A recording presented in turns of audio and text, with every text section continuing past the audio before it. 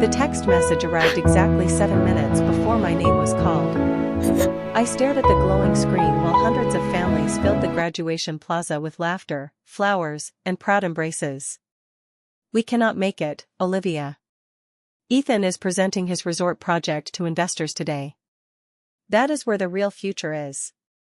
Your medical license is just a piece of paper. We will celebrate later." A piece of paper. The words burned hotter than the Carolina sun beating down on the stone courtyard.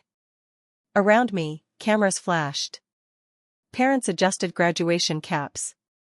Grandparents wiped away tears of pride. Everywhere I looked, people were celebrating years of sacrifice finally rewarded. My parents were nowhere to be seen. I sat alone in the front row, staring at 2 empty seats reserved for Daniel and Rebecca Carter. My mother and father. The people who should have been there.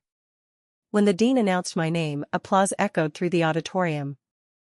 I walked across the stage in my dark blue graduation gown and accepted my medical license. The document felt surprisingly heavy in my hands. Not because of the paper. Because of everything it had cost. As I stood beneath the bright lights, a strange calm settled over me. No tears came. They had dried up years ago. The fracture did not begin today. It began 5 years earlier. I was 21 when I logged into my education savings account for the final tuition payment of medical school. The balance should have contained $60,000. Money I had saved through scholarships, summer jobs, and endless sacrifices. Instead, the account displayed 0. At first, I thought the system had malfunctioned. Then my father walked into the kitchen. His face told me the truth before he spoke a single word. My mother followed behind him carrying glossy brochures filled with luxury resort renderings. Palm trees. Swimming pools. Private villas. The newest business dream of my older brother Ethan. When I asked where my tuition money had gone, neither of them looked ashamed. My father called it an investment. My mother called it an opportunity. Ethan called it the beginning of an empire. They told me I was smart enough to figure things out. Myself. They said medical school would still be there. But Ethan needed capital immediately. That conversation changed everything. While Ethan posed for photographs beside construction sites and luxury vehicles, I worked double shifts in emergency departments. While he attended investor dinners, I slept in hospital call rooms. While he posted motivational quotes online, I studied anatomy textbooks until sunrise blurred across the windows. My apartment sat behind a busy trauma center in Asheville. The building was old. The walls were thin. The air conditioner rattled like loose machinery every summer night. But it was mine. Every rent payment came from my own effort. Every textbook came from my own paycheck. Every step forward belonged entirely to me. Meanwhile, Ethan's projects multiplied. Resort developments. Real estate partnerships. Luxury retreats. The names changed. The promises changed. The failures never did. Still, my parents worshipped him. Whenever my mother called, she talked about Ethan's vision. Whenever my father called, he talked about Ethan's future. Neither asked how many hours I worked. Neither asked whether I was eating properly. Neither asked if I was surviving. Eventually, I stopped expecting them to. The realization hurt at first. Then it became freedom. I stopped chasing approval that would never come. I stopped competing for affection that had already been assigned elsewhere. Instead, I focused on medicine. On patience. On results. On truth. Because unlike people, data never lied. During my final year, I began developing something unusual. A predictive medical system capable of identifying early stroke risk before visible symptoms appeared. Most students treated research as an academic requirement. I treated it like a mission. Night after night, I fed patient records into the model. Thousands of cases. Thousands of variables. Thousands of opportunities to save lives. Nobody outside the university knew what I was building. Not even my family. Especially not my family. They still believed I was the struggling daughter buried beneath student loans and hospital shifts. They had no idea that professors were already discussing my work behind closed doors. They had no idea that people with extraordinary influence had started paying attention. As the graduation ceremony ended, I walked alone across the campus courtyard and unlocked my phone one final time. No congratulations. No missed calls. No messages except the one calling my achievement worthless. I slipped the phone into my pocket and started toward my car. Then my inbox chimed. A new email appeared. The sender was the National Medical Innovation Council. My hands froze. The subject line contained only 7 words. Your research has been selected for review. I stood motionless beneath the fading afternoon sunlight. For the first time in years, a smile slowly appeared. My parents believed I was walking into an uncertain future. The truth was far different. Without realizing it, they had already missed the moment my life began to change. The email changed the rhythm of my life. For 3 days, I carried my phone everywhere, rereading the message whenever doubt tried to creep into my mind. Your research has been selected for review. Simple words. Yet they felt heavier than every textbook I had carried through medical school. The National Medical Innovation Council did not review ordinary student projects. They evaluated technologies capable of transforming healthcare. That realization terrified me. And excited me. For years, I had learned to expect disappointment from people. Now I was being evaluated by data, results, and merit. Those were rules I trusted.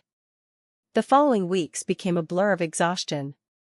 I spent my mornings completing hospital rotations. My afternoons disappeared inside research labs. Most nights ended with me sitting alone beneath fluorescent lights, staring at endless streams of patient data. The predictive stroke detection system had already achieved remarkable accuracy. But remarkable was not enough. I wanted certainty. Lives would eventually depend on this technology. A mistake on social media could be deleted. A mistake in medicine could bury someone. So I kept refining. Kept testing. Kept pushing. The hospital cleaning crews often arrived before I left. Sometimes I watched the sunrise through laboratory windows without realizing an entire night had passed. Meanwhile, Ethan's life appeared perfect. At least online. Every week brought another announcement. Another partnership. Another luxury development. Another smiling photograph beside investors and expensive cars. Thousands of followers praised his ambition. My parents shared every post. My mother called constantly. Not to ask about my research. Not to ask about my patients. Always Ethan. Always his dreams. Always his future. One evening, while I reviewed neurological imaging data, my phone rang. Rebecca Carter. I almost ignored it. Almost. Instead, I answered. Her voice carried the familiar mixture of pride and urgency. Not pride in me. Pride in Ethan. She explained that he was preparing a major investor presentation. The spreadsheets were complicated. The financial projections needed work. Since I was good with computers, she assumed I could help. I stared at the glowing monitors around me. 3 stroke patients were currently being analyzed through my system. Years of work sat in front of me. And she wanted me to organize Ethan's paperwork. Something inside me finally shifted. A quiet door closed forever. I told her no. The silence on the other end was immediate. Cold.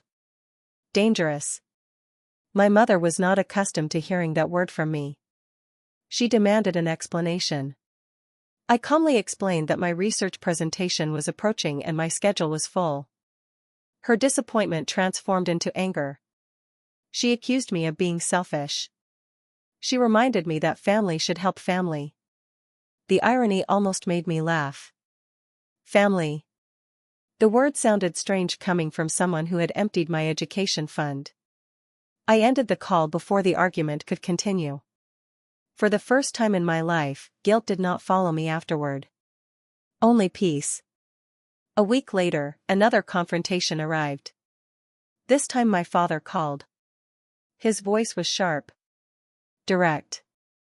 Ethan needed me in Charlotte for an emergency investor meeting. Apparently, his presentation materials still looked unprofessional. I informed him that my national review presentation occurred the next morning. His response stunned me. Then reschedule it. The words landed like ice water. Reschedule it. As if years of sacrifice could simply be moved to a different date. As if my work mattered less than Ethan's newest fantasy. I refused. Again. The silence that followed felt enormous. Then came the threat. If you cannot support your brother, do not expect us to support you. My father's voice carried absolute certainty. He believed he still controlled the outcome. He believed I would surrender. Instead, I thanked him for his honesty. Then I hung up. The next morning, I entered the review chamber alone. 6 senior specialists sat behind a long polished table. Their expressions were unreadable. Their reputations legendary. For nearly 3 hours, I presented every detail of the predictive system. Every model. Every test. Every validation result. Every success. Every failure. When I finished, silence filled the room. Not hostile silence. The kind that appears when something unexpected changes the atmosphere. One specialist removed his glasses. Another leaned forward. A third slowly smiled. For the first time, I realized they were not looking at me as a student. They were looking at me as a creator. As someone who had built something valuable. Something powerful. The lead reviewer finally spoke. Miss Carter, your system may save thousands of lives. My heart stopped. Then he added something even more shocking. There is someone who needs to see this immediately. I left the building that afternoon emotionally exhausted but strangely hopeful. I did not know who he meant. I did not know what was coming. But somewhere beyond the walls of that conference center, a powerful man was about to receive a copy of my research. And within days, my entire future would be rewritten. 3 days after the national review, my phone rang while I was sitting alone in the hospital cafeteria. I almost ignored the call. The number was unfamiliar. Normally, unknown numbers meant insurance representatives, recruiters, or marketing companies. But something compelled me to answer. That single decision changed everything. The voice on the other end was calm. Deep. Confident. The kind of voice that belonged to someone accustomed to making decisions worth millions of dollars. Miss Carter, the caller said. My name is Richard Bennett. The plastic fork slipped from my hand. I knew exactly who he was. Everyone in healthcare knew. Richard Bennett owned one of the largest private healthcare networks in America. His hospital system stretched across multiple states. Thousands of physicians worked under his organization. Billions of dollars moved through his companies every year. People like me did not receive personal phone calls from people like him. Yet somehow, he was calling me. Personally. Richard did not waste time with pleasantries. He explained that one of the specialists from the National Medical Innovation Council had forwarded my research to his executive team. For the past 72 hours, their analysts, neurologists, and data scientists had been testing my predictive system. Relentlessly. They had challenged every assumption. Examined every variable. Attempted to break every weakness. And they failed. Because the system worked. His words seemed unreal. I sat frozen while hospital staff walked around me carrying trays and coffee cups. The world continued moving. Mine stopped. Your technology identified critical stroke risks earlier than any system we currently use, Richard continued. His tone remained clinical. Professional. But underneath it, I sensed excitement. The kind of excitement powerful people feel when they discover something valuable. Something rare. Then he said the sentence that completely altered the direction of my life. I do not want to license your technology. I want to build an entire future around it. My heart pounded. For years, I had been invisible. Now one of the most influential men in healthcare was speaking about my work as if it mattered. As if I mattered. Richard explained his proposal. His company planned to launch a new medical innovation division focused on predictive healthcare. He wanted me to lead it. Not as a junior researcher. Not as an assistant. As Director of Clinical Innovation. The title alone felt impossible. I was 26 years old. Most physicians my age were still fighting for residency placements. I had expected years of struggle before earning real influence. Instead, influence was being handed to me immediately. But the greatest shock had not arrived yet. Richard outlined the compensation package. A research budget worth $20 million. A leadership team. Private laboratories. Direct access to hospital networks across the country. Resources I had only dreamed about. I closed my eyes. For a brief moment, I saw my old apartment. The peeling paint. The broken air conditioner. The sleepless nights. The unpaid sacrifices. Every shift. Every rejection. Every lonely walk home after midnight. Suddenly, they meant something. Richard finally paused. The silence stretched between us. Then he asked a simple question. Can you be in Charlotte on Monday morning? I looked out the cafeteria window. Rain had begun falling across the parking lot. For years, I had waited for someone to recognize my work. Now recognition stood directly in front of me. The answer required no thought. Yes. His response came immediately. Excellent. Welcome aboard, Dr. Carter. The call ended. I remained seated for several minutes. Motionless. Breathing. Trying to understand what had just happened. 5 days later, I walked into the glass headquarters of Bennett Health Systems. The building towered above downtown Charlotte like a monument to ambition. Floor-to-ceiling windows reflected the morning sunlight. Executives moved through the lobby with purposeful confidence. For the first time in my life, I was entering a room where intelligence mattered more than popularity. Results mattered more than appearances. Truth mattered more than family politics. The transition happened quickly. Too quickly. New office. New team. New responsibilities. New life. Within weeks, my predictive system was integrated into multiple hospitals.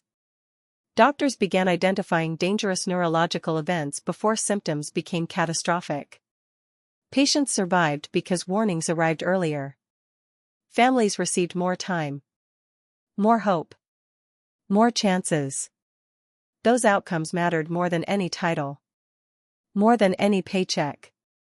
Meanwhile, I heard occasional updates about Ethan. His newest luxury resort project was experiencing delays. Investors were growing impatient.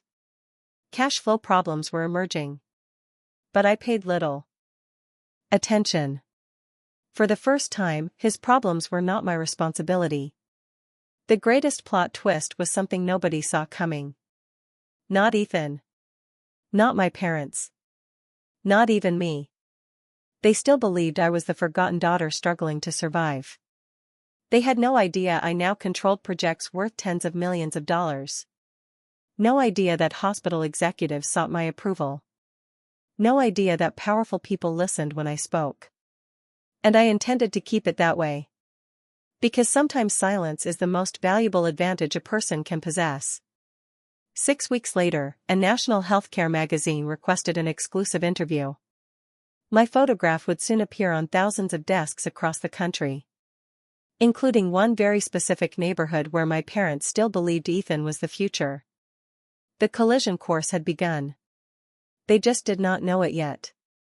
The text message arrived exactly 48 hours after the magazine article was published. "We are so proud of you, sweetheart." I stared at the words on my phone screen while sitting inside my office overlooking downtown Charlotte. Proud. The word felt strange. Almost foreign. For years, my parents had never used it when speaking about me. They reserved that word for Ethan. For his ideas. For his promises. For his endless failures disguised as future success. Yet suddenly, after my photograph appeared in a national healthcare publication, they were proud.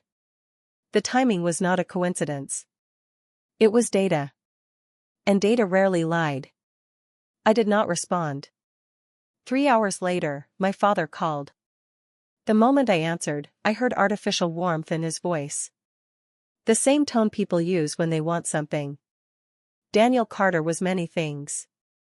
Subtle was not one of them. He congratulated me on my success. Praised my accomplishments. Talked about family. Then came the invitation. A family dinner. Tomorrow evening. Everyone would be there. Ethan included. The request sounded innocent. But my instincts immediately activated. Something was wrong. Very wrong.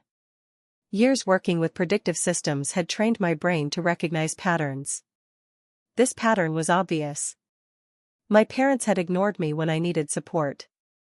Now they were eager to reconnect. That change required a trigger. I intended to find it. The next morning, I contacted Victor Hayes. Victor worked inside Bennett Health Systems as a senior financial investigator. His entire career revolved around exposing hidden liabilities and corporate fraud. If financial disaster existed somewhere in my family's life, Victor would find it. Within 24 hours, he delivered a thin gray folder to my office. The moment I opened it, everything became clear. Ethan's latest resort development was collapsing. Investors had withdrawn. Construction permits had stalled. Loans had defaulted. The project was hemorrhaging money. But the most shocking discovery sat near the bottom of the report. My parents had mortgaged their home. Not partially. Completely. The entire property secured Ethan's debt. The outstanding balance exceeded $800,000. Foreclosure proceedings had already begun. They had less than 30 days remaining. I closed the folder. Silence filled my office. Suddenly every text message made sense. Every compliment. Every phone call.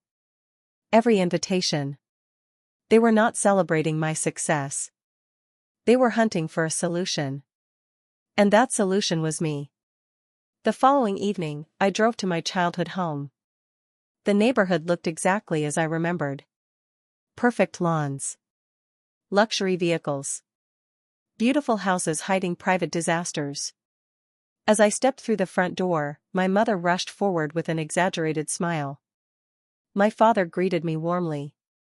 Ethan sat confidently at the dining table beside his fiancée, Madison. Everyone acted as though we were one happy family. The performance was impressive. Almost convincing. Dinner began with compliments. My career. My achievements. My future. The praise continued for nearly 20 minutes. Then Ethan finally revealed the real reason I had been invited. He leaned forward. Smiled. And presented what he called an opportunity. His resort project simply needed temporary capital. A short-term investment. A bridge loan. Nothing more. The amount he requested nearly made me laugh. $800,000. The exact amount needed to stop the foreclosure. Not a coincidence. Not even close. I remained silent. The room grew uncomfortable. Ethan continued talking. My mother talked about family loyalty. My father talked about supporting each other. Madison smiled beside Ethan, clearly unaware of the truth. The pressure intensified. Everyone expected me to surrender. Expected guilt to do the work. Expected old habits to return.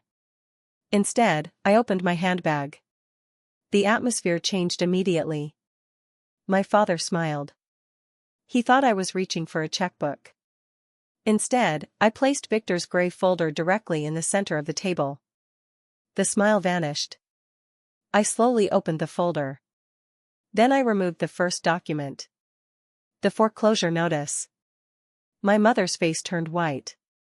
The second document. The mortgage agreement. My father's hands began trembling. The third document. Detailed financial statements showing Ethan's losses. Silence exploded across the dining room. Nobody moved. Nobody breathed. Nobody spoke. The performance was over. I looked directly at Ethan. The successful entrepreneur. The golden child. The future of the Carter family. Then I calmly asked a simple question. If your project is thriving, why is the bank preparing to take Mom and Dad's house? Madison's smile disappeared instantly. Her eyes shifted toward Ethan. Confusion became concern. Concern became fear. For the first time that evening, the truth entered the room. And once truth arrives, lies rarely survive for long. The family dinner was no longer a celebration. It had become an audit. And I was about to expose every hidden number. The silence shattered first. Madison pushed her chair backward so abruptly that it scraped across the hardwood floor like a blade. She stared at Ethan. Not with love. Not with admiration. With disbelief. The kind that appears when an illusion finally dies. You told me investors were fighting to get into this project, she whispered. Her voice trembled. You told me everything was under control. Ethan opened his mouth. Nothing came out. For the first time in his life, charm failed him. No inspirational speech.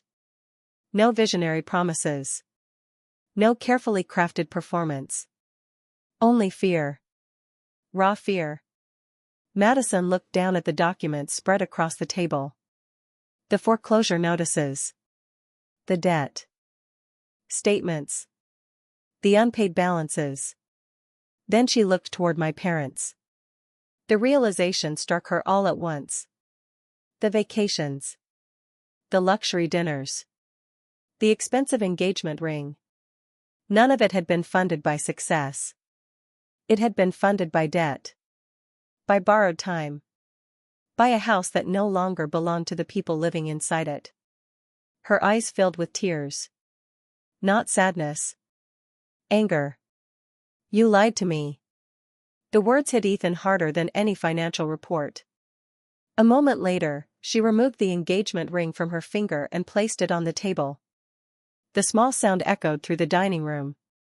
Then she walked away. The front door slammed. The entire house seemed to shake. And suddenly the Carter family stood alone with the truth. My mother began crying. My father buried his face in his hands. Ethan sat motionless. The golden child finally looked human. Broken. Small. Defeated. For several minutes nobody spoke. Then my father lifted his head. His eyes were red. Exhausted. Desperate. Olivia, please. His voice cracked. We made mistakes. Terrible mistakes. But we are still your family. The words might have worked years ago. Back when I still believed love was something I needed to earn. Not anymore. I reached into my bag and removed a single document. Then I placed it carefully in front of him. My father stared at the title. Legal Declaration of Financial Separation. Confusion spread across his face. I calmly explained its purpose. The document formally stated that I accepted no responsibility for any personal or business debts accumulated by Ethan Carter, Daniel Carter, or Rebecca Carter. No loans. No guarantees. No financial support. No exceptions. My mother's face drained of color. You cannot be serious. I looked directly at her. I have never been more serious in my life. Tears rolled down her cheeks. She began talking about memories. Birthdays. Christmas mornings. Family vacations. Everything except accountability. Everything except responsibility. Everything except the choices that brought them here. Then my father tried a different approach. He pointed around the house. This is your childhood home, Olivia. You learned to walk here. You grew up here. You cannot let us lose it. For a brief moment, I looked around the room. The staircase. The photographs. The walls. The memories.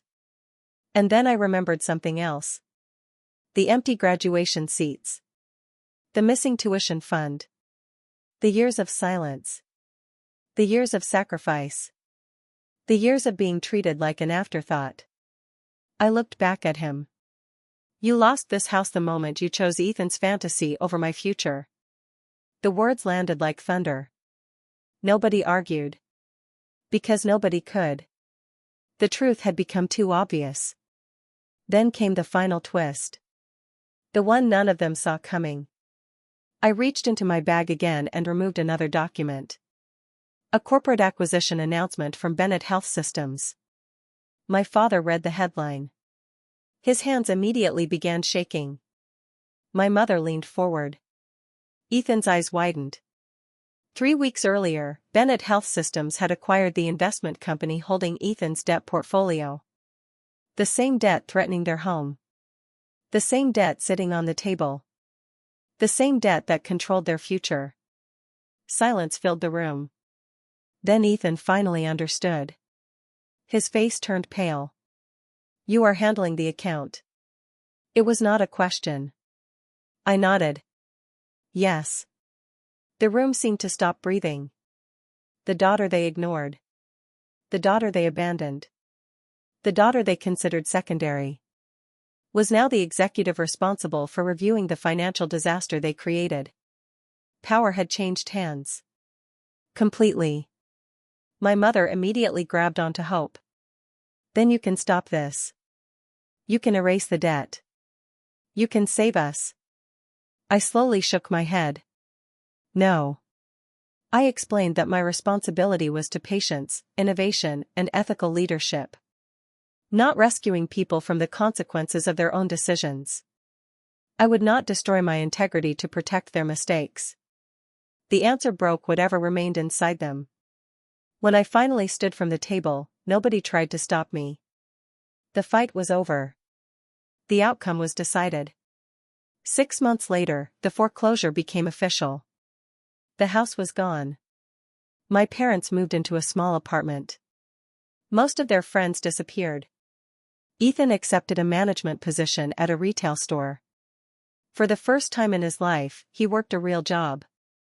As for me, I stood in a very different place. From my office overlooking the Charlotte skyline, I watched sunlight reflect from the glass towers surrounding Bennett Health Systems. The girl who once sat alone at graduation was gone. In her place stood a leader. A physician. An innovator. Someone who finally understood her own worth. The greatest lesson was never about money. It was about value. Your value is not determined by the people who fail to recognize it. Sometimes the people who doubt you the most are simply incapable of seeing beyond their own limitations. And sometimes the strongest thing you can do is walk away and build a future they never imagined possible. If you have ever been underestimated, overlooked, or treated as less important than someone else, share your story in the comments below. And if you enjoyed this journey of resilience, justice, and personal transformation, please like, subscribe, and join us here on Still Waters Payback for more powerful stories of comeback and redemption. Remember this. Never let someone else's blindness determine how brightly you shine.